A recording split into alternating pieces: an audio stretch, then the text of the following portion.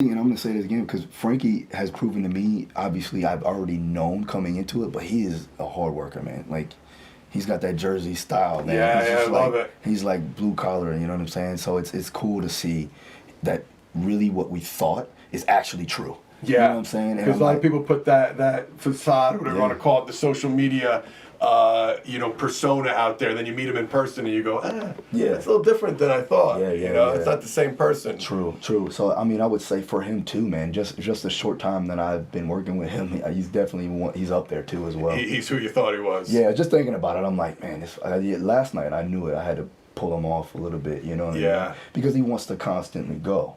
And, obviously we need to make sure that they're restoring, from a science perspective, we're trying to make sure that we're calm down. That's another thing I do is I make sure that they stay active even in between sets because they always want to do something.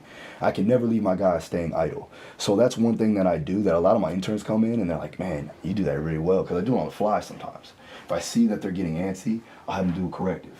Yeah. I'll have them do a corrective or mobility or, some type of articular rotation of an opposite joint. Yep. Or maybe even just something that's going to help them in the lift, but not tear them down so that they can't put max effort into the lift. That's a great. I'm glad you brought that up because that's another great point. With the commonality I found with high level elite athletes is, as their coach, it's more what we have to do to pull them back rather than give them more. Most of the higher level athletes, it's like, hey, calm down a second. Yeah. But then I know that energy that they have where they're very antsy, they always want to do something. You want to direct that energy and at least have them do something productive. And you made a great point why you're at the top of your game is give them something that's going to, help maybe burn off a little bit of that energy, but not take away from the main focus. So it's a stretch, it's a corrective exercise, it's the opposite, muscle group, something like lower level, lower intensity, but at least they're doing something because they need to move and get something with that energy. And that's kind of what they do, I mean, and honestly, that's why they're where they're at, Yeah. And even with the aerobic work, even if I'm doing like anaerobic sprint work, I mean, and honestly, as long as they're just doing light shadow boxing, I'm okay with that. Yeah. You know what I mean?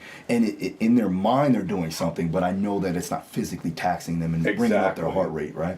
So, and in all actuality, if you look from a science perspective, if you do highly anaerobic work and then you go and jog or at least do some type of light aerobic work, it's actually going to bring down the heart rate and help you increase your overall intent to do more work. Yes. You know what I mean? Yeah, I think just sitting doing nothing is the worst thing that you can do, especially if you for think MMA.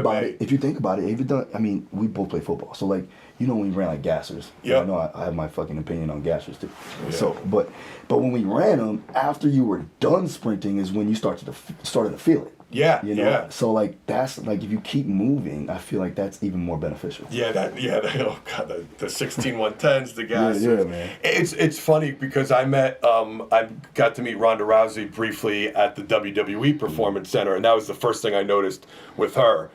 Shadow, like she does not stop moving. Even when Stephanie McMahon introduced me to her, we spoke for maybe 2 minutes, but she was shadow boxing while we were talking. It's just like that energy. But that's another example of some like high level athlete that they just need to do something with that energy. So for sure. All you younger coaches out there that are listening, if you're starting to work with higher level athletes, listen to the advice Phil just gave. You don't want to have them standing around doing nothing.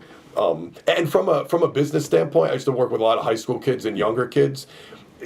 Rest is an important training variable, but from a business standpoint, if Johnny's dad is watching, if he's sitting there watching over you the whole session, you might know that the kid needs a minute rest in between sprints, but you don't want him standing there doing nothing because now the parent's going to think, oh, I'm paying this guy. So to say, hey, stretch your hip flexor 30 seconds each side and then run another sprint, now you're keeping them occupied. It's just a good little business tip